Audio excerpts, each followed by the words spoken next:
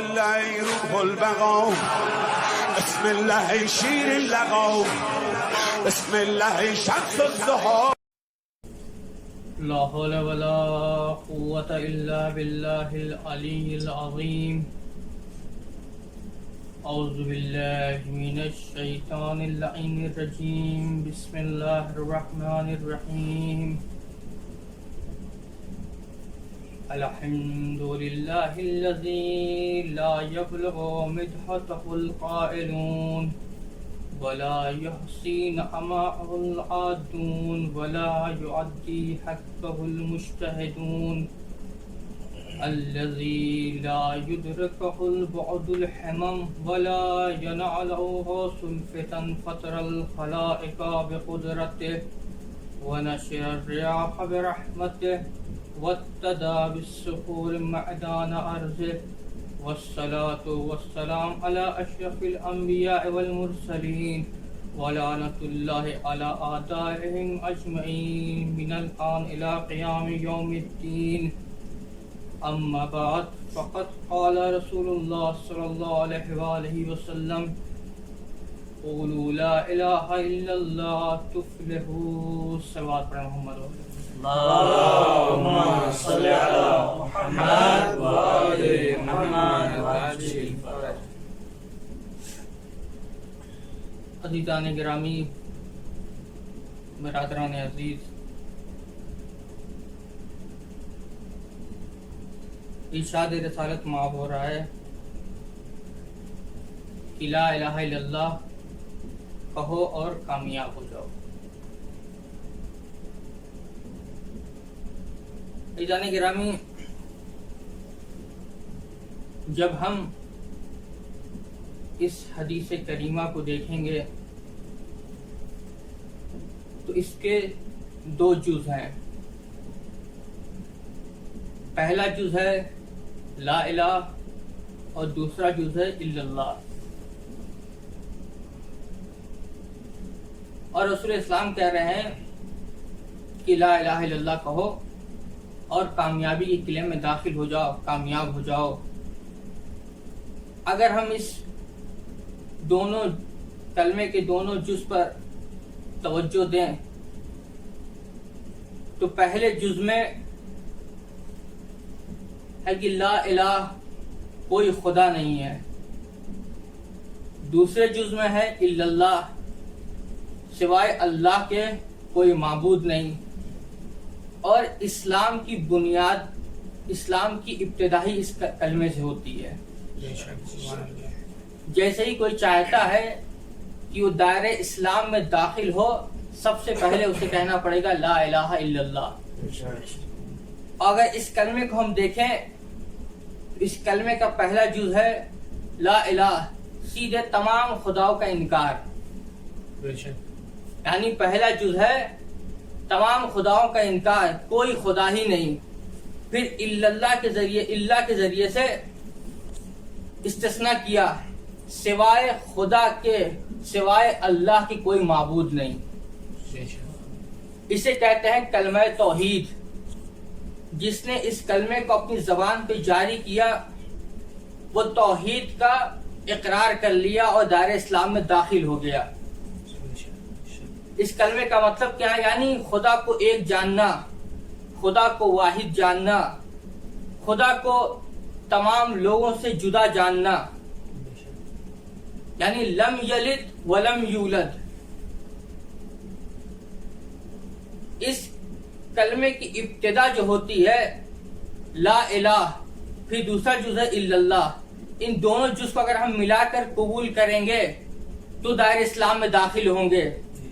اگر کوئی انسان پہلے جز کا اقرار کرے، یعنی تمام خداؤں کا انکار کرے، اور دوسرے جز کو الا اللہ کو نہ مانے، تو دائرہ اسلام میں داخل ہونے والا نہیں ہے. اور اگر کوئی انسان تمام خداؤں کو مانے، پھر کہے الا اللہ، اس کے علاوہ بھی خدا ہے، پھر بھی دائرہ اسلام میں داخل ہونے والا نہیں ہے. نہ صرف پہلے جز کا اقرار کافی ہے، نہ صرف دوسرے جز کا اقرار کافی ہے، بلکہ دونوں جز کو جب ملا لیں گے تب دائرہ اسلام میں داخل ہوں گے. सलवात पढ़े मोहम्मद वाले मोहम्मद।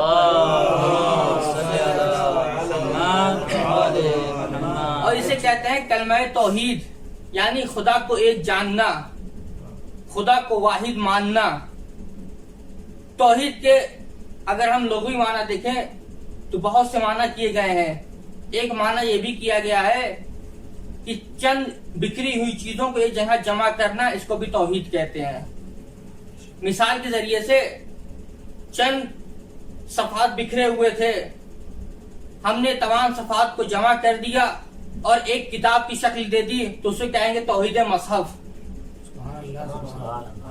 इसे भी तौहीद कहते हैं। और ला इलाहा इल्लल्लाह भी कलमा तौहीद है। तो क्या इसका मतलब ये है कि तमाम खुदाओं को जमा करके जगह कर दिया और कहा ला इलाहा इल्लल्लाह? नहीं, दोनों माना में बुनियादी फर्क है। पहला माना ये था कि तमाम मजहब जो बिखरे हुए थे उनको एक जगह जमा किया और कहा तौहीद मजहब, यानी तमाम वर्ग जो बिखरे हुए थे वो एक जगह जमा हो गए, इसे तौहीद कहा गया। लेकिन यहाँ पर यह है कि तमाम बातिल खुदाओं का इनकार करना और सिर्फ खुदाए बरहक का ऐलान करना, इसे कहते हैं कलमा तौहीद। तमाम को एक जगह जमा करना नहीं है, बल्कि तमाम को जुदा करके, तमाम का इनकार करके सिर्फ एक खुदा को मानना कलमा तौहीद कहलाता है। एक सलवात पढ़े मोहम्मद वाले मोहम्मद पर।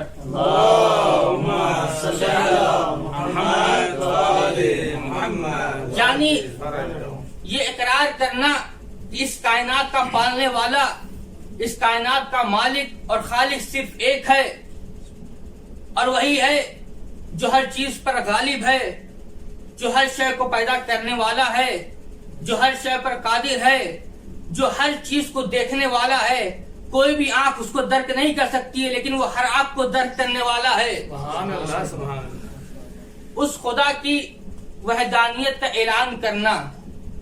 अब मैंने जो आपके सामने पेश किया कि रसूल इस्लाम ने कहा कि ला इलाहा इल्लल्लाह कहो और कामयाब हो जाओ, कामयाबी के किले में दाखिल हो जाओ, तो आखिर इस कलमे में क्या राज पोशीदा है कि जिसको पढ़ने के बाद, जिसका इकरार करने के बाद इंसान कामयाबी के किले में दाखिल हो जा रहा है। तो हम सबसे पहले ये देखेंगे कि रसूल इस्लाम ने किस माहौल में ये बात कही, किन लोगों से ये बात कही, वो माशरा कैसा था, वो लोग कौन थे, किस खुदा की इबादत करते थे, उनका आइन क्या था, किस चीज की पैरवी करते थे। इस चीज को हम देखेंगे। तो हम इस चीज को देखने के लिए हमें अरब के माशरे को देखना पड़ेगा। इस कलमे को रसूल इस्लाम ने सबसे पहले मक्का मुकर्रमा में जारी किया। वहां के लोगों से कहा कि ला इलाहा इल्लल्लाह कहो और कामयाबी के किले में दाखिल हो जाओ। तो हम देखें आखिर मक्का वाले कौन थे, कैसी जिंदगी बसर कर रहे थे, किस आइन को मानने वाले थे, उनका खुदा कौन था। तो अगर हम मक्का के वालों की जिंदगी देखेंगे तो वो एक अजब जिंदगी बसर कर रहे थे। खुदावंद आलम ने उन्हें अशरफुल मखलूकात बनाया था, अशरफियत का ताज उनके सर पर रखा था, लेकिन उन्होंने अपनी मंजिलत को नहीं पहचाना, अपनी मंजिलत को नहीं पहचाना, अपने मुकाम को नहीं जाना, और इस तरीके से जिंदगी बसर कर रहे थे जैसे एक हैवान जिंदगी बसर करता है। उनको ये भी नहीं पता था कि इंसान को किस तरीके से जिंदगी बसर करना चाहिए। अब अगर हम अरब के माशरे को देखें, उसकी बरसी करें, तो जाफर सुबहानी साहब ने अपनी किताब फराज़ाए तारीख इस्लाम में नकल किया है कि अरब एक बदतरीन माहौल था, बहुत ही बुरे लोग थे, उन्हें जरा सी भी फिक्री उनकी बुलंदी नहीं थी। वो इंसान तो थे लेकिन इंसान का एहतराम करना नहीं जानते थे। लेकिन इन सब तमाम चीजों के बाद उन्होंने कुछ चीजों को और लिखा और बयान किया कि अरब अगरचे उनके अंदर इन्हितात फिक्री पाई जाती थी, लेकिन वो बहुत ही शुजा थे। तवज्जो करिएगा, किसी मुकाम पे ले आना चाहता हूं। अरब बहुत ही शुजा थे, बहुत ही बहादुर थे, और जर्रा बराबर छोटी सी छोटी चीजों में खयानत नहीं करते थे, मेहमान नवाज थे। कोई भी अगर अरब में दाखिल होता था तो उसकी मेहमान नवाजी करते थे, और वो अहद व पैमान के बहुत पक्के थे। अगर किसी से अहद व पैमान बांध लिया तो वो तोड़ते नहीं थे, उसको बहुत बड़ा गुनाह समझते थे।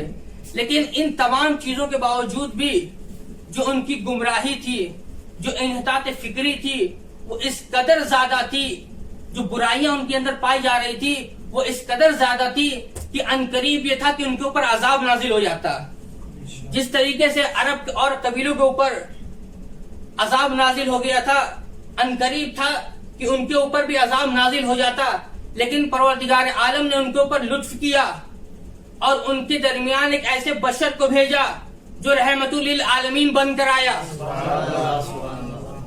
अरब का जो माशरा था, अगरचे उनके अंदर इंसानियत नहीं पाई जा रही थी, लेकिन उनके अंदर ये फिक्र थी कि हम बहुत बुरे इंसान हैं, हमसे बहुत ज्यादा गुनाह होता है, हमारा माशरा बहुत बुरा है। लेकिन उनके अंदर इस बात की उम्मीद थी कि एक इंसान आएगा जो हमें इन तमाम चीजों से निजात देगा।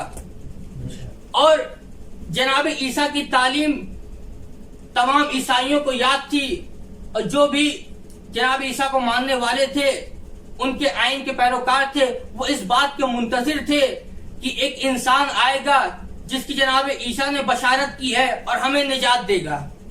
लिहाजा इन तमाम चीजों को मद्देनजर रखते हुए वो सब बहुत ही शिद्दत से मुंतजिर भी थे कि वो इंसान आए और हमें इन तमाम बुराइयों से निजात दे। अरब के अंदर बुराइयां कौन सी पाई जाती थी? अगर हम ये देखें तो मौलाए मुत्तकियान अली इब्न अबी तालिब अलैहिस्सलाम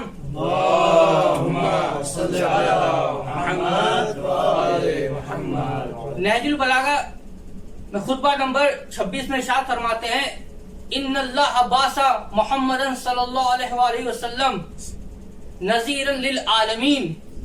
परवरदिगार आलम ने मोहम्मद मुस्तफा को आलमीन के लिए नजीर बनाकर भेजा। यानी क्या? यानी खतरे से आगाह करने वाला बनाकर भेजा, उनको खतरों से आगाह करे, और अमीनन अला तंजील, और उन्हें वही और कुरान का अमीन बनाकर भेजा और कहा, या माशरल अरब अंतुम अला शर्र दीनिन, ऐ अरब के लोग, तुम लोग बदतरीन दीन के मानने वाले थे, वफी शर्र दारिन, और बदतरीन घर में जिंदगी बसर करते थे। यानी और कहा कि अरब वाले ऐसे थे जो गंदा पानी पीते थे, मुर्दार खाते थे, एक दूसरे के कत्ल गारत करते थे, एक दूसरे को बिना किसी वजह को कत्ल कर दिया करते थे, और आपस में कराबतदारी नहीं थी, एक दूसरे के रिश्ते को मुनक़ता कर दिया करते थे। ये तमाम बुराइयां वो थी जो इनकी अच्छाइयों पर, जो गिनी चुनी अच्छाइयां थी उनके ऊपर भारी थी। अब रसूल इस्लाम जब आए, तमाम लोग मुंतजिर थे कि वो एक इंसान आए और हमारी तमाम बुराइयों को खत्म करे और हम उसकी पैरवी करें। एक दिन वो भी आया कि जब मक्का में आफताब रिसालत तुलू हुआ, जिसके तुलू होने से फारस का आतिशकदा खामोश हो गया।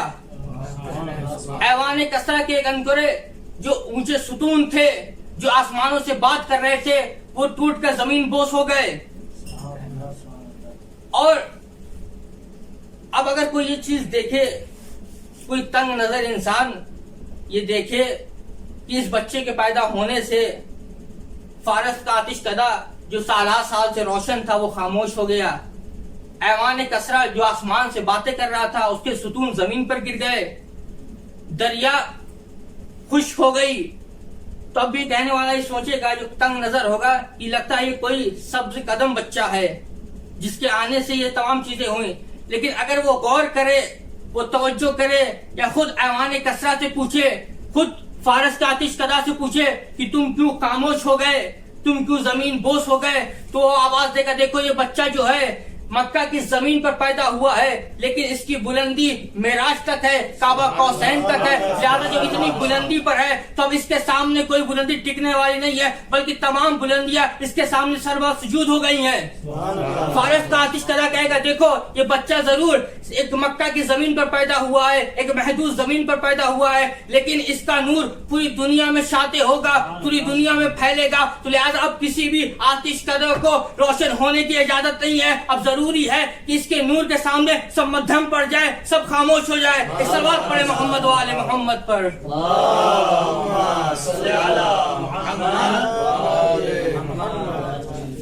تو لہذا جب رسول اسلام کی ولادت ہوئی اور ہر طرف نعمتیں فراوان ہونے لگی, مکے کا نقشہ بدلا ہوا نظر آنے لگا.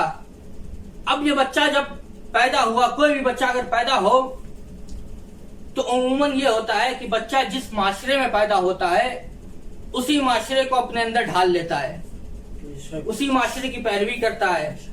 اگر کوئی بچہ بہترین معاشرے میں پیدا ہوا ہے تو بہترین با اخلاق ہوگا.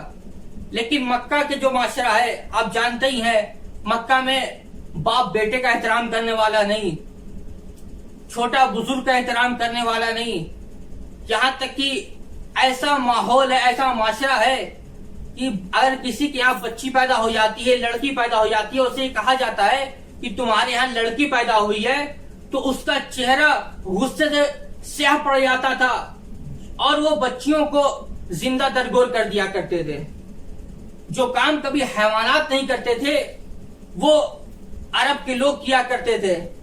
ایسے معاشرے میں پیدا ہونے والا بچہ عام طور سے یہ ہوتا ہے کہ اسی معاشرے میں ڈھل جائے, اسی معاشرے میں ڈھل جائے, اسی معاشرے کے رنگ میں رنگ جائے. لیکن یہی تو فرق ہوتا ہے خدا کے بھیجے ہوئے میں اور عام بچوں میں. جو رحمت للعالمین بن کر آئے, جو مصطفیٰ بن کر آئے, جو بشیر بن کر آئے, جو نذیر بن کر آئے, جسے خدا کبھی کی طٰہٰ کہے, کبھی یاسین کہے, کبھی مزمل کہے, کبھی مدثر کہے, تو وہ زمانے کے رنگ میں نہیں ڈھلتا ہے بلکہ زمانہ اس کے رنگ میں ڈھل جاتا ہے. لہذا اب رسول اسلام جب بڑے ہوئے, اب رسول اسلام نے جب گفتگو کی, لوگوں کے سامنے آئے اور اپنی باتوں کو پیش کیا, گفتگو کیا, تو لوگوں نے دیکھا کہ اس کی گفتگو سب سے الگ ہے تو اسے صادق کہنے لگے. جب لوگوں نے رسول اسلام کے پاس اپنی امانتیں دی اور ویسے ہی امانت پائی جیسی دی تھی تو امین کہنے لگے. جب رفتار اور کردار کو دیکھا تو ان کی طرف جلب ہونے لگے, لوگ کھچ کھچ کر آنے لگے. ان کی باتوں میں اتنی مٹھاس تھی کہ اب لوگ کہیں بھی ہوں دوڑتے ہوئے آتے ہیں, چاہے دشمنی کیوں نہ ہو لیکن دوڑتا ہوا آتا تھا ان کی باتوں کو سننے کے لیے. کیوں؟ کیونکہ ان کی رفتار, ان کی گفتار, ان کا چلنے کا طریقہ, طور طریقہ, لوگوں سے ملنے کا طریقہ سب سے جدا تھا, سب سے الگ تھا, جو عرب کے معاشرے میں نہیں پایا جا رہا تھا. اور عرب والے یہ سمجھتے تھے کہ جو بچہ ہے, یعنی میں نے بھی بیان کیا کہ عرب والوں کے اندر امانت داری پائی جاتی تھی, وہ خیانت نہیں کرتے تھے, بہترین فصیح و شاعر تھے وہ. ان کو بڑے بڑے دیوان یاد ہو جایا کرتے تھے, اگرچہ پڑھے لکھے نہیں ہوتے تھے لیکن اشعار انہیں یاد ہو جایا کرتے تھے. تو جب انہوں نے گفتگو دیکھی تو کہا کیا فصیح گفتگو کر رہا ہے, یہ وہی انسان کہہ سکتا ہے جو فصاحت سے واقف ہو. لہذا اب لوگ رسول اسلام کی طرف جلب ہونے لگے, کھینچ کے چلے آنے لگے. اب وہ وقت بھی آیا, ابتدا میں رسول اسلام نے اپنے گھر والوں کو توحید کی دعوت دی, کلمہ لا الہ الا اللہ اپنے خانوادے والوں کے پاس پہنچایا. اب حکم پروردگار ہوا کہ آپ اعلان عمومی کریے, تمام لوگوں کے پاس اب یہ خبر پہنچا دیجئے.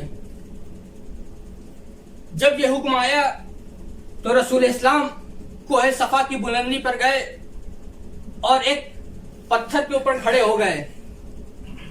عرب کا, مکے کا یہ طور طریقہ تھا جب انہیں کسی خطرات سے آگاہ کرنا ہوتا تھا, مثال کے طور پر اگر کوئی لشکر ان کے اوپر چڑھائی کرنے آ رہا ہو, کوئی ان سے جنگ کرنے آ رہا ہو یا کوئی بہت ہی اہم بات کہنا ہو, تو وہ لوگ کوہ صفا کی بلندی پہ چڑھتے تھے اور وہاں سے آواز بلند کرتے تھے اور تمام قبیلے والے اس انسان کی طرف کھینچ کر چلے آتے تھے.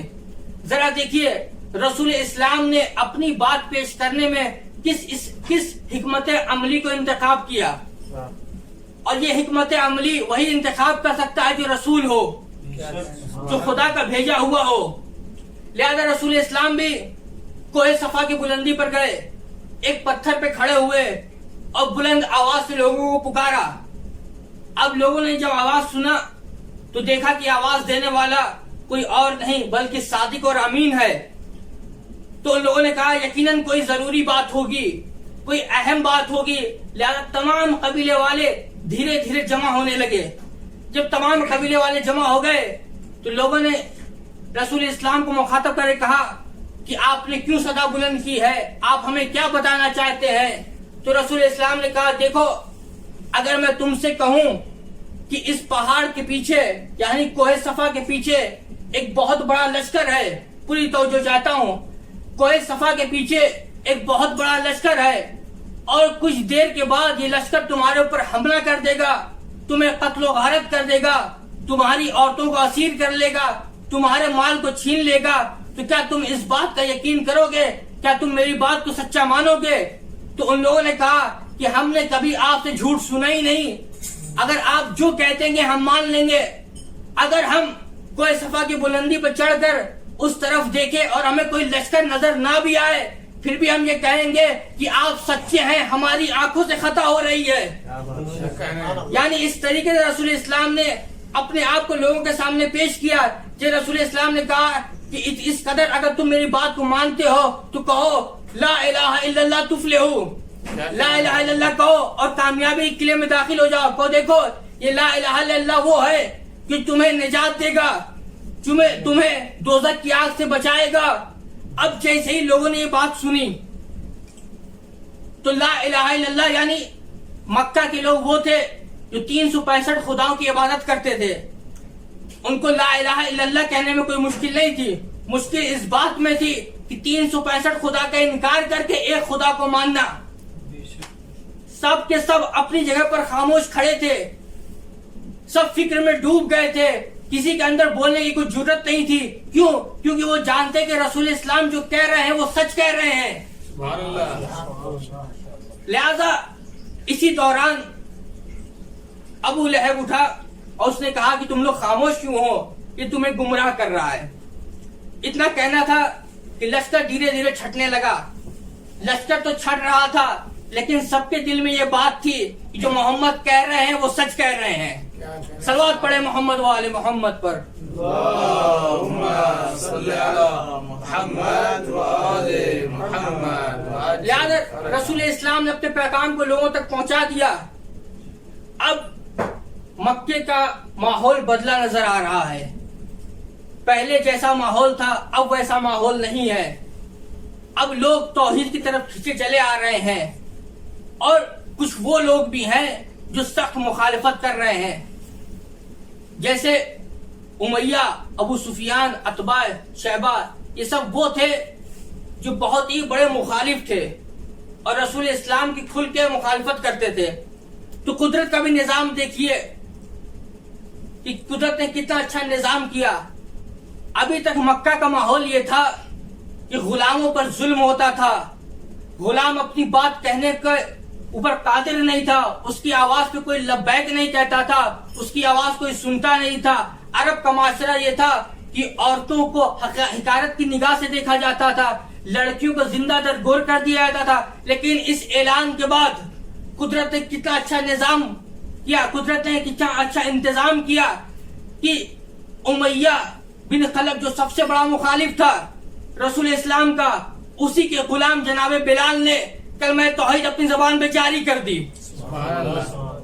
کلمہ توحید اپنی زبان پہ جاری کر دی۔ اب جیسے ہی امیہ بن خلف کو یہ پتا چلا کہ جناب بلال جو میرے غلام ہیں وہ محمد مصطفیٰ کے دین کا اقرار کر رہے ہیں اور لات و حبل کا انکار کر رہے ہیں، کیا کہنا ہے؟ جیسے ہی انہوں نے یہ سنا فوراً آئے اور آنے کے بعد کوڑا مارا، کہا کہ اب تم دین سے منحرف نہیں ہوئے محمد کے تو میں تمہیں اسی طریقے سے کوڑا ماروں گا۔ تو انہوں نے کہا نہیں، کسی بھی صورت میں لات و حبل کا اقرار نہیں کروں گا، محمد رسول اللہ کو نہیں چھوڑوں گا، لا الہ الا اللہ کو ترک نہیں کروں گا۔ کہا ٹھیک ہے تم ترک نہیں کرو گے۔ تو جناب بلال کو لیا ایک صحرا میں لے کر گئے، تپتا ہوا صحرا ہے، بدن سے کپڑے کو اتارا، جلتی ہوئی ریت پہ لٹا دیا. دیکھیے غلام کے اوپر کس طریقے سے ظلم کیا جاتا تھا. جلتی ہوئی ریت پر جناب بلال کو لٹا دیا اور ان کے سینے پر ایک بڑا سا پتھر رکھ دیا اور کہا کہ جب تک تم محمد رسول اللہ کا انکار نہیں کرو گے، لا الہ الا اللہ کا انکار نہیں کرو گے، لات و حبل کا اقرار نہیں کرو گے، تمہارے اوپر یہ پتھر رکھا ہوا ہوگا، تمہیں کوئی بھی اس پتھر سے نجات نہیں دے گا. اس عالم میں بھی جناب بلال نے کہا کہ کسی بھی صورت میں میں لا الہ الا اللہ کو نہیں چھوڑوں گا. میرے جسم کے ٹکڑے ٹکڑے کر دیے جائے، پھر اسی طریقے سے مجھے اذیت دی جائے، پھر بھی میں لا الہ الا اللہ کو نہیں چھوڑوں گا، محمد رسول اللہ کو نہیں چھوڑوں گا، لات و حبل کا اقرار نہیں کروں گا. ایک صلوات پڑھے محمد وآل محمد پر. اللہم صلی علی محمد وآل محمد. کیسا تاثیر ہے اس کلمے میں کہ جناب بلال کے اوپر ظلم پر ظلم ہو رہا ہے، پھر بھی اس کلمے کو چھوڑنے کے لیے تیار نہیں ہے. اب جیسے ہی رسول اسلام تک یہ بات پہنچی، رسول اسلام نے اپنے قاصد کو بھیجا اور جناب بلال کو آزاد کرایا. اور آزاد کرنے کے بعد توجہ کریے گا، اسلام کے آنے سے پہلے غلاموں پہ کس طریقے سے ظلم ہوتے تھے. کوئی بھی غلام اپنی بات کہنے پر قادر نہیں تھا، کسی کی بات پہ لبیک نہیں کہا جاتا تھا، کتنا بھی چاہتے تھے اس پہ ظلم کرتے تھے. کوئی یہ بھی نہیں کہنے والا تھا تم مار کیوں رہے ہو، تم ظلم کیوں کر رہے ہو، یہ بھی تو انسان ہے. اسلام کے آنے سے پہلے یہ تھا. جیسے ہی اسلام آیا، رسول اسلام نے جناب بلال کو آزاد کرایا، آزاد کرانے کے بعد اپنے گلے سے لگایا. اب دیکھیے اسلام کے بعد غلاموں کے ساتھ کس طریقے سے پیش آیا جاتا ہے. جناب بلال کو آزاد کیا. یہی جناب بلال جو امیہ بن خلف کے غلام تھے، جن پہ طرح طرح سے ظلم ہوتا تھا، جن کے اوپر ہر طریقے سے ظلم کیا جاتا تھا، کسی کی آواز پہ، کوئی بھی غلام کی آواز پہ لبیک نہیں کہتا تھا، یہی جناب بلال ہے. فتح مکہ کے بعد، پوری توجہ چاہتا ہوں، فتح مکہ کے بعد جب خانہ کعبہ کو بتوں سے خالی کیا گیا اور نماز کا اعلان ہوا تو رسول اسلام نے جناب بلال سے کہا کہ جاؤ خانہ کعبہ کی چھت پہ چڑھو اور چھت پہ چڑھنے کے بعد نماز کا اعلان کرو. پوری توجہ چاہتا ہوں، اسی عرب میں غلاموں کی آواز پہ کوئی لبیک کہنے والا نہیں تھا، غلاموں کی کوئی فریاد رسی کرنے والا نہیں تھا. یہی جناب بلال ہے. آج اسلام کے بعد خانہ کعبہ کی چھت پہ چڑھے اور چڑھنے کے بعد جیسے ہی کہا حیا علی خیر العمل، اب تمام انسان اپنے کاموں کو چھوڑ دیا، چاہے وہ آزاد ہو، چاہے غلام ہو، چاہے امیر ہو، چاہے غریب ہو، سب نے اپنے اپنے کاموں کو چھوڑ دیا اور غلام کی آواز پہ لبیک کہتے ہوئے دوڑتے ہوئے نظر آئے. آخر یہ کون ہے کس نے غلام کی آواز میں اتنا رنگ بھر دیا؟ یہ کون آیا جس کی وجہ سے ظلمتیں ختم ہو گئی؟ یہ کون آیا جس کی وجہ سے ہر طرف نور ہی نور ہے، ہر طرف حق ہی حق ہے، ہر طرف ایمان ہی ایمان ہے؟ یہ کون آیا ہے؟ جیسے ہی اس تجلی کو، اس نور کو شاعر نے دیکھا تو کہا بلغ العلا بکمال ہی، کشفت تجا بجمال ہی، حسنت جمیع خصال ہی، صلو علیہ وآلہ. یہ وہ ہے جس نے اپنی کمال سے ایک بلندی حاصل کی ہے. ارے یہ وہ ہے جس کے جمال سے ظلمتیں چھٹ گئی ہیں. تمام اخلاق، تمام نیکیاں، تمام اچھائیاں اس کی طرف ہے. خدا اس پر بھی درود بھیجے، اس کی آل پر بھی درود بھیجے. صلوات پڑھے محمد وآل محمد پر. اللہم صلی علی محمد وآل محمد. سبحان اللہ سبحان اللہ. یہ اسلام نے غلام کی آواز میں کتنا رنگ بھر دیا. یہ لا الہ الا اللہ میں کون سی تاثیر پائی جا رہی ہے کہ اب غلام میں بھی یہ جرت ہو گئی ہے کہ وہ باطل کے خلاف آواز کو بلند کرے. صرف غلاموں کو حق نہیں دلایا بلکہ اچھا رسول اسلام نے یہ بھی نہیں کیا کہ دین کو پھیلانے میں کسی کو پر ظلم کیا ہو، کسی کو زبردستی کہا ہو کہ تم کلمہ توحید جاری کرو. اگر ہم دیکھیں تو رسول اسلام نے اپنے اخلاق کے ذریعے سے، اپنا اخلاق اس طریقے سے لوگوں کے سامنے پیش کیا، اپنے دین کو اتنا صاف و شفاف، اپنے آئین کو اس طریقے سے لوگوں کے سامنے پیش کیا کہ لوگ خود بخود جلب ہو رہے تھے، لوگ خود بخود دوڑتے ہوئے آ رہے تھے. پوری زندہ دلیل ہے، تاریخ شاہد ہے. تاریخ نے لکھا ہے کہ مدینے میں دو قبیلے تھے، اوس و خزرج. دونوں میں سالہ سال سے لڑائی تھی، ایک دوسرے کے دشمن تھے، ایک دوسرے کو قتل کرنے پہ ہمیشہ آمادہ رہتے تھے، کسی بھی طریقے سے صلح پہ آمادہ نہیں تھے. لہذا جب قبیلے خزرج نے یہ دیکھا کہ قبیلہ اوس ہم پر غالب آ رہا ہے، دیکھیے گا رسول اسلام نے کس طریقے سے دین کو لوگوں کے سامنے پیش کیا، لوگ کس طریقے سے دین کے اوپر آ کے جلب ہوئے، کس طریقے سے کلمہ توحید کا اقرار کیا۔ اب جیسے ہی قبیلہ خزرج کے سردار اسد بن زرارہ اس نے یہ دیکھا کہ قبیلہ اوس ہم پر غالب آ رہا ہے، تو وہ مکے آیا اور عتبہ کے پاس آیا جو رسول اسلام کا سب سے بڑا دشمن تھا۔ رسول اسلام کے بہت ہی کئی دشمن تھے، عتبہ، شیبہ، امیہ، ابو لہب، ابو سفیان، اس میں سے ایک عتبہ تھا۔ اس کے پاس آیا اور آنے کے بعد کہا دیکھو ہمارے تمہارے درمیان قرابت داری ہے، ایک لگاؤ ہے، ہم دوست ہیں، میں تمہارے پاس آیا ہوں کہ تم میری مدد کرو۔ کہا کیسی مدد کرنا ہے؟ کہا بات یہ ہے کہ قبیلہ اوس ہمیشہ ہمارے اوپر غالب آ جاتا ہے، لہذا میری مدد کرو تاکہ ہم ان سے جنگ کریں اور ان کے اوپر غالب آ جائیں۔ تو عتبہ نے کہا کہ ٹھیک ہے ہم تمہاری مدد کر دیتے، لیکن آج کل مکہ میں خود ایک انسان آیا ہے جو ایک نیا آئین لے کر آیا ہے اور ہمارے تمام جوانوں کو اپنی طرف جلب کر لیا ہے، ہمارے تمام جوان اس کی طرف کھینچے چلے آ رہے ہیں، ہم خود پریشان ہیں، ہم تمہاری کیسے مدد کریں، لہذا ہم تمہاری مدد نہیں کر سکتے۔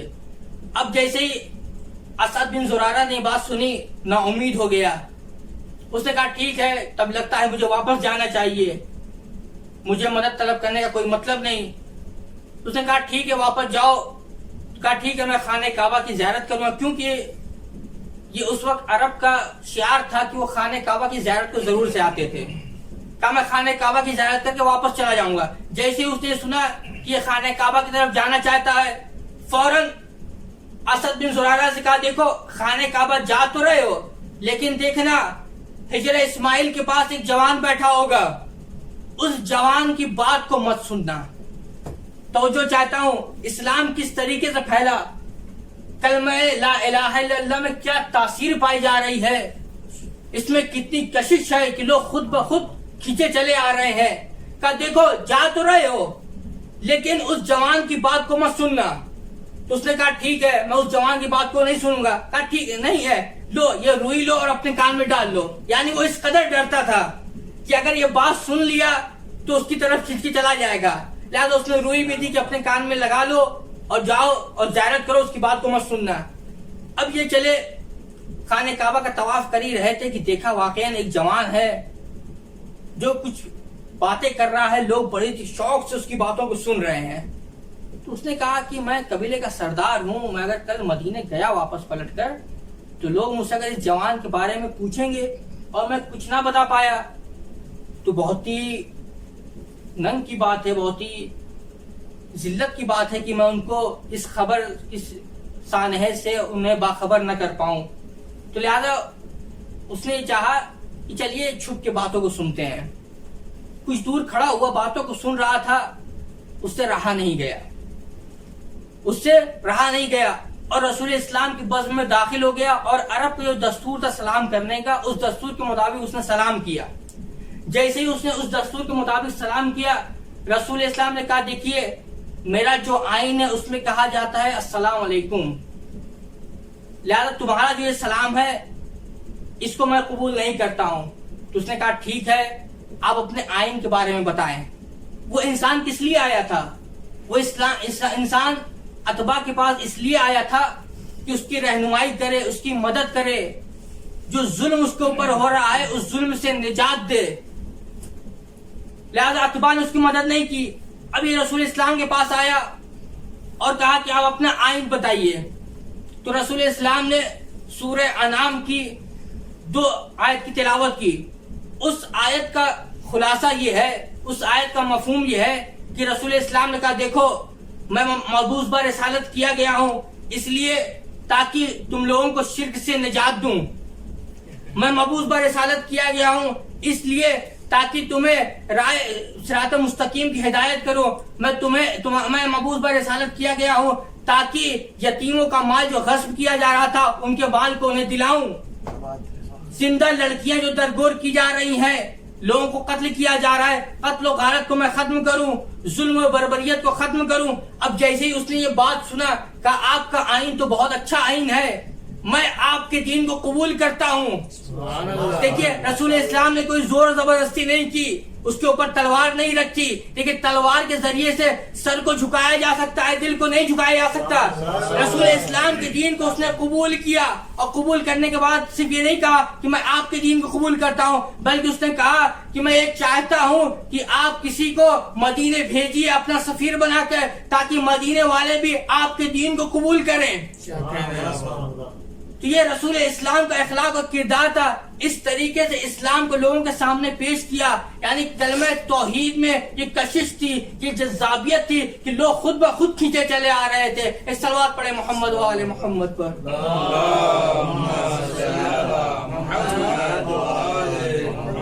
یاد ہے اسلام کے آنے سے پہلے اس واقعے سے پتہ چلتا ہے کہ لوگوں کے اوپر ظلم ہوتے تھے، لڑکیوں کو زندہ درگور کر دیا جاتا تھا۔ بہت ہی مشہور واقعہ ہے قیس بن عاصم کا، کہ جس کے بارے میں ملتا ہے کہ بعض جگہ لکھا ہے اس نے اپنی 12 یا 13 بیٹیوں کو زندہ دفن کر دیا تھا، اور بعض جگہ ملتا ہے کہ 7 یا 8 بیٹی کو اس نے زندہ دفن کر دیا تھا۔ جب اس نے اسلام قبول کیا، اسلام قبول کرنے کے بعد رسول اسلام کی بارگاہ میں آیا، تو کسی صحابہ نے پوچھا کہ یہ بتاؤ کہ دور جاہلیت میں تم نے اپنی 7-8 بیٹیوں کو زندہ درگور کر دیا تھا، کیا کبھی تمہارا دل نرم نہیں ہوا؟ کبھی تمہیں کسی کے اوپر رحم نہیں آیا؟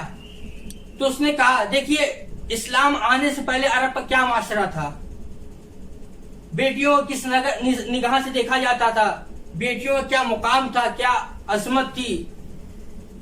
کوئی بیٹی کو قبول کرنے کے لیے تیار نہیں تھا۔ اگر کسی کے بیٹی پیدا ہو جاتی تھی تو اس کا چہرہ غصے سے سیاہ پڑ جاتا تھا، وہ زندہ درگور کر کے فخر محسوس کرتا تھا کہ میں نے اتنی بیٹیوں کو زندہ درگور کیا۔ یعنی اس طریقے سے یہ ایسا ماحول کہ حیوان بھی کبھی احسان کام نہ کرے۔ وہ اپنی 7 اور 8 بیٹیوں کو زندہ دفن کر دیا تھا۔ تو ایک صحابہ نے پوچھا کیا تمہارا دل کبھی نرم نہیں ہوا؟ کہا ایک بار میرا دل نرم ہوا۔ کہا کیا ہوا؟ کہا ایسا تھا کہ میں سفر پہ جا رہا تھا، میری یہاں ولادت ہونے والی تھی، لہذا میں سفر پہ چلا گیا، سفر بہت طولانی ہو گیا۔ جب میں سفر سے پلٹ کر آیا تو اپنی بیوی سے پوچھا کہ تمہارے یہاں ولادت ہونے والی تھی تو بچہ پیدا ہوا کہاں ہے؟ تو میری بیوی نے کہا کہ ایسا ہے کہ وہ بچہ پیدا ہوتے ہی ساتھ مر گیا، اس دنیا سے چلا گیا۔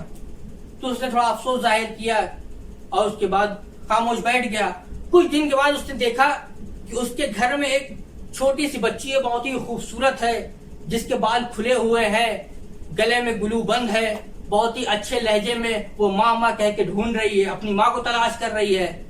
تو جب اس انسان نے اس بچی کو دیکھا تو اس کی طرف متوجہ ہوا اور اپنی بیوی سے پوچھا یہ بتاؤ یہ کس کی بچی ہے؟ بہت ہی خوبصورت ہے، بہت ہی حسین ہے۔ جب اس عورت نے یہ سنا تو یہ سوچا کہ لگ رہا ہے اس کا دل اب نرم ہو گیا ہے، اب اس کے اندر رحم پایا جاتا ہے، تو لہذا اس نے کہا کہ یہ تمہاری بچی ہے۔ اب جیسے ہی وہ یہ سنا تو کچھ دیر تو خاموش رہا، لیکن ظاہر نہیں کیا کہ وہ اس بات سے ناخوش ہے۔ اس نے ظاہراً خوشی کا اظہار کیا اور موقع کی تلاش میں تھا۔ جیسے ہی اسے موقع ملا، اب اس بچی کا ہاتھ پکڑا اور شہر سے باہر لے کر چلا۔ جب بچی کو باہر لے جا رہا تھا، بچی بہت ہی اچھے لہجے میں باتیں کر رہی تھی، اپنے باپ کو پا کر بہت خوش تھی۔ یہاں تک کہ جب شہر کے باہر گیا تو اس نے ایک گڈھا کھودنا شروع کیا۔ اب جب گڈھا کھود رہا ہے تو بچی بھی اس کی مدد کر رہی ہے۔ بچی کو پتا نہیں ہے کہ میرا باپ کیا کرنے والا ہے، بچی کو یہ نہیں پتا ہے کہ میرے باپ کے اندر حیوانیت سے بھی بدتر شے پائی جا رہی ہے، حیوان سے بھی گیا گزرا ہو گیا ہے۔ لہذا بچی بھی اپنے باپ کی مدد کر رہی تھی گڈھا کھودنے میں۔ جب گڈھا کھود کے تیار ہو گیا تو اس بچی کو اس نے اس گڑھے میں ڈال دیا۔ اب جیسے ہی بچی کو اس گڑھے میں ڈال دیا، بچی رونے لگی کہ بابا جان آپ مجھے اس گڈھے میں کیوں دفن کر رہے ہیں؟ کیا آپ میری ماں کی طرف تنہا پلٹ جائیں گے، مجھے ساتھ نہیں لے کر جائیں گے؟ بچی نے بہت گریہ کیا۔ وہ یہ کہتا ہے کہ میری بیٹی نے بہت گریہ کیا، بہت منتیں کی، لیکن میں نے پھر بھی اسے زندہ درگور کر دیا۔ اس وقت میرا دل بہت نرم ہوا تھا، لیکن پھر بھی میں نے اسے زندہ درگور کر دیا. اب رسول اسلام نے جیسے ہی یہ سنا فوراً گریا کرنے لگے, رونے لگے, اور اس انسان سے کہا کہ جس طریقے سے تم نے اس بچی پر رحم نہیں کیا, اب تم بھی رحم کی امید مت رکھنا. یہ اسلام سے آنے سے پہلے تھا, بچیوں کو کس طریقے سے پیش آیا جاتا تھا. اب اسلام کے بعد آنے کے بعد یعنی لوگوں کو فکر کو بدلنا بہت ہی سخت کام تھا, لیکن رسول اسلام نے کس طریقے سے لوگوں کی فکر کو بدلا. پروردگار عالم نے رسول اسلام کو بھی ایک بیٹی عطا کی. اس بیٹی کو عطا کرنے کے بعد کہا, اے رسول ہم نے آپ کو کوثر عطا کیا. اب رسول اسلام نے جب کوثر کو پایا تو کبھی اس کی پیشانی کا بوسہ لیتے ہیں, کبھی اس کے ہاتھ کا بوسہ لیتے ہیں, کبھی لبوں کا بوسہ لیتے ہیں اور کہتے ہیں فاطمہ تو بس تم منی, فاطمہ میرے جسم کا, میرے جگر کا ٹکڑا ہے. یعنی رسول اسلام کبھی فاطمہ کے در پہ آ کے سلام کر رہے ہیں, کبھی فاطمہ کی عظمت کے لیے کھڑے ہو جا رہے ہیں. تو رسول اسلام صرف فاطمہ کی عظمت کو نہیں بتا رہے, بلکہ رسول اسلام بیٹی کی عظمت کو بتا رہے ہیں کہ بیٹی جو ہوتی ہے باپ کا لخت جگر ہوتی ہے. بیٹی جو ہوتی ہے اسے زندہ درگور نہیں کیا جاتا ہے, بلکہ بیٹی کے احترام میں کھڑا ہوا جاتا ہے. بیٹی کو قتل نہیں کیا جاتا ہے, بلکہ بیٹی کو اپنی مسند پر بیٹھا کر اسے ایک بلند مقام دیا جاتا ہے. ایک صلوات پڑھے محمد و آل محمد پر. رسول اسلام نے کس طریقے سے لوگوں کی فکر کو بدل دیا. اب لوگ بیٹیوں کو حقارت کی نگاہ سے نہیں دیکھ رہے ہیں, بلکہ بیٹیوں کا احترام کر رہے ہیں, اور لوگ رسول اسلام کی طرف کھنچ کھنچ کر آ رہے ہیں, کلمہ توحید کا اقرار کر رہے ہیں. رسول اسلام نے اس طریقے سے توحید لوگوں کے سامنے پہنچائی, دین اسلام لوگوں کے سامنے پہنچایا کہ اب خود بخود لوگ کھنچے چلے آ رہے ہیں. اب ایک وقت وہ بھی آیا کہ جب لوگ ہر طرف سے زحمتیں دے رہے ہیں, ہر طرف سے اذیتیں پہنچا رہے ہیں, تو حکم پروردگار ہوا کہ اب آپ مکے کو چھوڑ کر مدینے چلے جائیے. یعنی رسول اسلام نے لا الہ الا اللہ کو لوگوں کے سامنے پہنچایا. اب مکے کے بعد مدینے میں آئے, مدینے میں بھی لا الہ الا اللہ کو پہنچایا. اب رسول اسلام اس لا الہ الا اللہ کو پہنچانے میں قولوا لا الہ الا اللہ تفلحوا, کہا کہ لا الہ الا اللہ کہو کامیاب ہو جاؤ گے. کیسی کامیابی ہے یہ؟ وہ کامیابی صرف خدا کو ایک ماننے میں کامیابی نہیں ہے, بلکہ خدا کو ایک ماننے کے بعد رسول اسلام کا جو کردار ہے اس کردار کو اپنانے میں کامیاب ہے. رسول اسلام نے جو پیغام پہنچایا ہے اس پیغام کو پہنچانے میں کامیاب ہے. یعنی رسول اسلام یہ بتانا چاہ رہے ہیں کہ لا الہ الا اللہ کہو کامیاب ہو جاؤ گے. صرف خدا کی وحدانیت کا اعلان نہیں ہے, بلکہ ہر انسان کا ایک نقطہ فکر پر جمع ہو جانا لا الہ الا اللہ ہے. صلوات پڑھے محمد و آل محمد پر. لہذا اب ایک وقت وہ بھی آیا جب لوگوں نے رسول اسلام کو اذیتیں پہنچائی اور لا الہ الا اللہ کو نہ مٹا پائے, اور رسول اسلام نے اس پیغام کو لوگوں تک پہنچا دیا اور اپنے بعد اپنے کچھ جانشین کو مقرر کیا اور کہا کہ لا الہ الا اللہ کا پیغام لوگوں تک پہنچتا رہے, یہ لا الہ الا اللہ کا پیغام رکنے نہ پائے, تمام کائنات میں پھیلتا رہے. ایک وقت وہ بھی آیا کہ جب لا الہ الا اللہ جو کلمہ ہے اس کے شعار کی باغ ڈور امام حسین نے سنبھالی. جو امام حسین نے سنبھالی تو ان کے مقابلے میں, رسول کے مقابلے میں اتباع ابو لہب ابو جہل تھے. یہ کون لوگ ہیں؟ یہ وہی لوگ ہیں جن کا یزید سے تعلق ہے, اور رسول اسلام نے جس کو لا الہ الا اللہ کو سنبھالنے کے لیے کہا وہ کون ہے؟ امام حسین ہے. امام حسین کون ہے؟ جن کی رگوں میں رسول اسلام کا خون دوڑ رہا ہے. کل جب رسول اسلام تنہا تھے تو رسول اسلام کا کسی نے کچھ نہ بگاڑ پائے اور لا الہ الا اللہ کو لوگوں تک پہنچا دیا. آج امام حسین کے پاس جب لا الہ الا اللہ پہنچا اور لوگوں تک پہنچانے کے لیے لا الہ الا اللہ کو کھڑے ہوئے تو یزید کھڑا ہوا اور کہا کہ میں لا الہ الا اللہ کو لوگوں تک پہنچانے نہیں دوں گا. تو اس نے یہ فتنہ رچا, کہا کہ دیکھو بنی ہاشم کا ڈھونگ ہے, نہ کوئی وحی آئی ہے, نہ کوئی کتاب آیا ہے, نہ لا الہ الا اللہ ہے, نہ محمد رسول اللہ ہے. تو امام حسین بھی کھڑے ہو گئے اس لا الہ الا اللہ کو بچانے کے لیے. پوری توجہ چاہتا ہوں, میں نے ابتدائی بحث میں بیان کیا تھا کہ لا الہ الا اللہ دو جز ہے, ایک لا الہ ایک الا اللہ. پہلے جز کا اقرار کرنا یعنی تمام باطل کا انکار کرنا, لا الہ یعنی تمام باطل خداؤں کا انکار کرنا. الا اللہ خدائے برحق کا اعلان کرنا. سبحان اللہ. لا الہ الا اللہ میں 2 جز ہے. پہلا جز ہے تمام باطل کا انکار کرنا, دوسرا جز ہے خدائے برحق کا اعلان کرنا. اب امام حسین کی زندگی کو دیکھو تو اگر ہم یہ دیکھیں تو واقعہ کربلا کی پوری بنیاد ہی لا الہ الا اللہ پر ہے, خدا کے واحد ہونے کے اعلان پر ہے. سبحان اللہ. اب رسول اسلام اس پیغام کو پہنچانے کے لیے امام حسین جو کھڑے ہوئے لا الہ الا اللہ کو پہنچانے کے لیے جب کھڑے ہوئے تو لا الہ الا اللہ کا 2 جز ہے. پہلا جز ہے تمام باطل طاقتوں کا انکار کرنا, تو امام حسین نے یزید کے خلاف قیام کیا اور باطل طاقت کا انکار کیا. اور دوسرا جز ہے الا اللہ خدائے وحدہ لا شریک کا, خدائے برحق کا اعلان کرنا. اب امام حسین نے کربلا کے میدان میں آخری سجدہ کربلا کی زمین پر کر کے الا اللہ کو بچایا.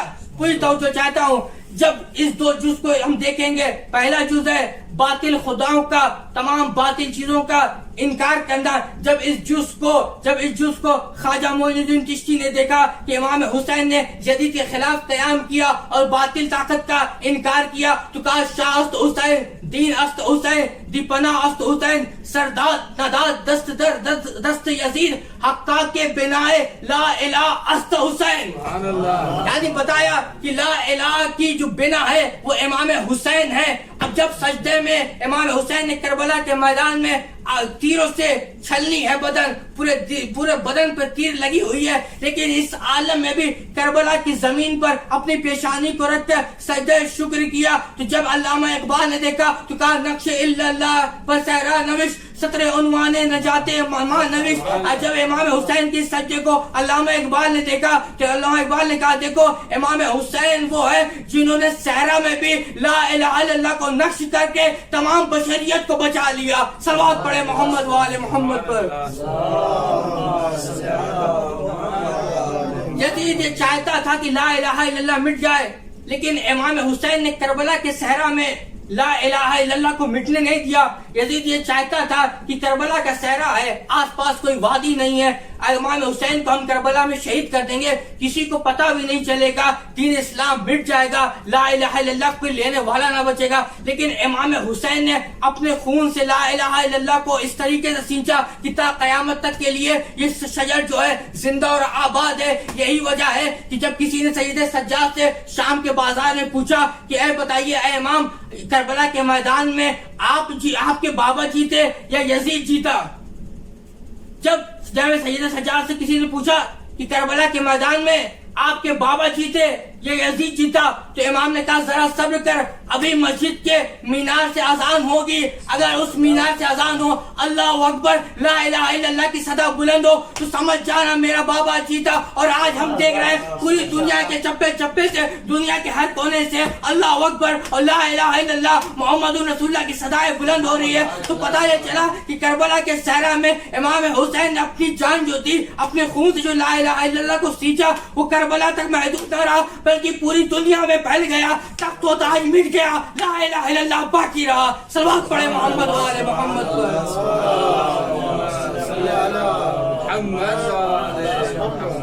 اس لا الہ الا اللہ کو بچانے کے لیے اللہ اللہ کیا عظمت شخصیتیں تھیں امام حسین علیہ السلام کے پاس, کہ دیکھنے میں صرف 72 تھے لیکن جذبہ لاکھوں کے برابر تھا, کسی سے ڈرنے والے نہیں تھے. کلمہ توحید کو بچانے کے لیے, لا الہ الا اللہ کو بچانے کے لیے کہا کہ اے امام وقت نماز ہو گیا ہے, اذان کہیں جائے اور آپ نماز پڑھیے, ہم اپنے سینے پہ تیر کو روکیں گے لیکن نماز کو کامل کریے آپ, لا الہ الا اللہ کو پیغام کو ہم پوری دنیا میں پہنچائیں گے.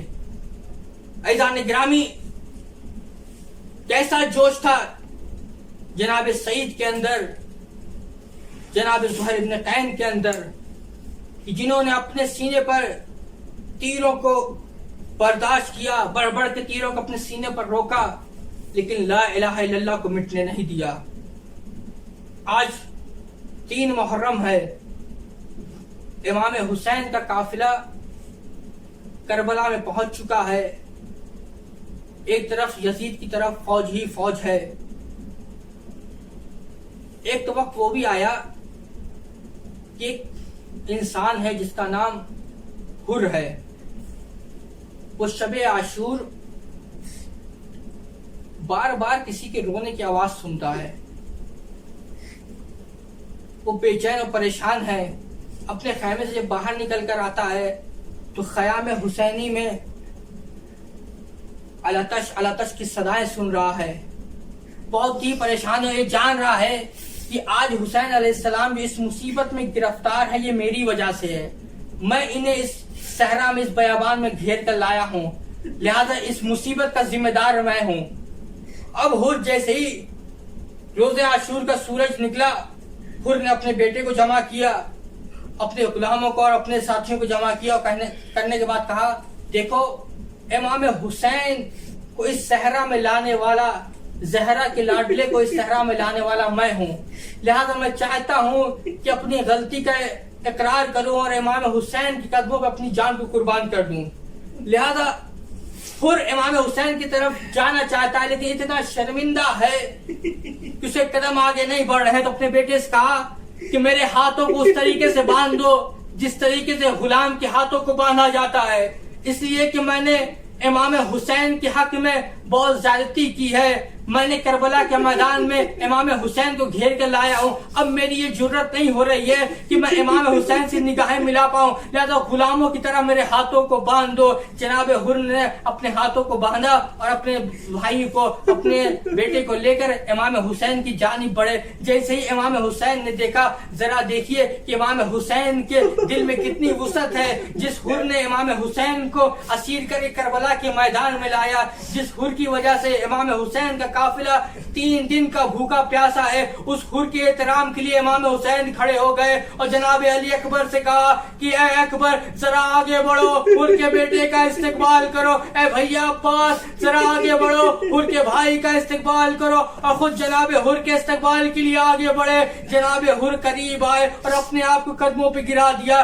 گرانے کے بعد کہا آقا میں نے بہت گناہ کیا ہے، میرے گناہ کو معاف کریے. امام حسین نے کہا اے حر تیری ماں نے کتنا اچھا تیرا نام رکھا ہے، تو اس دنیا میں بھی آزاد ہے، آخرت میں بھی آزاد ہے. اے حر ہم نے تجھے معاف کیا، تو پشیمان کیوں ہو رہا ہے؟ جناب حر نے کہا کہ آقا میں اس وقت تک نہیں سمجھوں گا کہ آپ نے مجھے معاف کیا جب تک مجھے رن میں جانے کی اجازت نہ دے. تاریخ میں ملتا ہے کہ جناب حر نے اپنے بیٹے کو میدان میں بھیجا. جناب حر کا بیٹا جب میدان میں شہید ہو گیا تو آواز دی اے بابا جان مدد کو آئیے. حر تیزی کے ساتھ میدان کی طرف بڑھے. ارے جوان بیٹے نے آواز دی ہے. حر چاہتے ہیں کہ جلدی سے اپنے بیٹے کے پاس پہنچ جائے. جیسے ہی قریب پہنچے عجب منظر دیکھا. امام حسین ہے جو اب میرے بیٹے کے سہانے پہنچے ہوئے ہیں اور وہ اپنے میرے بیٹے کا سر اپنے زانو پہ رکھے ہوئے ہیں اور کہا حر جوان کی لاش پر بوڑھا باپ نہیں آتا ہے. میں کہوں گا اے امام حسین ابھی عصر کا ہنگام ہوگا، علی اکبر کی لاش ہوگی. ارے آپ کمر تھامے ہوئے اینا اکبر اینا اجرکم اللہ. خدا آپ کو کوئی غم نہ دے سوائے غیر مظلوم کربلا کے. تاریخ میں ملتا ہے کہ جناب حر کے بیٹے کی شہادت کے بعد جناب حر نے اپنے آپ کو آمادہ کیا.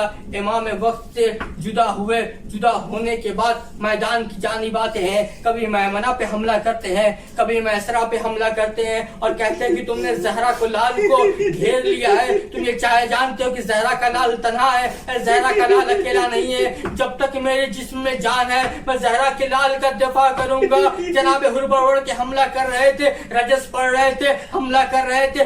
زخموں سے چور ہونے کے بعد حر زمین پر گرے. آواز دی آقا میری مدد کو. امام حسین دوڑ کر حر کے سہانے پہنچے. جب حر کے سہانے پہنچے تو حر کے جسم میں تھوڑی سی جان باقی تھی. امام حسین نے حر کے سر کو اپنے زانو پر لیا، چہرے سے خون کو صاف کیا. دیکھا پیشانی پہ زخم لگا ہے، پیشانی پہ رومال زہرا باندھا. میں کہوں گا اے حر بہت خوش نصیب ہو. ارے وقت آخر تمہارا سر امام کے زانو پر ہے، تمہاری پیشانی پر جناب زہرا کا رومال ہے. لیکن ایک وقت وہ بھی آئے گا کہ یہ آقا حسین ہوں گے، ان کا سر سجدے میں ہوگا، شمر کا کل خنجر ہوگا. ایک بہن ایک بلندی سے آواز دے گی اے شمر میرا بھیا 3 دن کا بھوکا پیاسا ہے، ایک گھٹ پانی پلا دے. اے پسرے سار تو کھڑا دیکھ رہا ہے میرا بھیا ذبح ہو رہا ہے. اے پسرے سار میرے بھیا کو پانی پلا دے. حسین کے سر و تج میں جدائی ہوئی، سیاہ آندھیاں چلی، سیالم الذین ظلموا انا للہ و انا الیہ راجعون، رضم بقضائی و تسلیما لامرہ۔ پروردگار محمد و آل محمد کے صدقے میں ہماری اس مختصر سی عبادت کو قبول فرما۔ پروردگار محمد و آل محمد کے صدقے میں اس بیماری کورونا وائرس کو جلد سے جلد ختم کر دے۔ جو بھی مومن مومنات اس بیماری میں مبتلا ہیں انہیں شفاء کامل اور عاجل عنایت فرما۔ امام زمانہ کے ظہور میں تاجیل عنایت فرما اور ہم سب کا شمار ان کے اعوان و انصار میں فرما دے۔ ربنا تقبل منا انک انت السمیع العلیم، ماتم حسین۔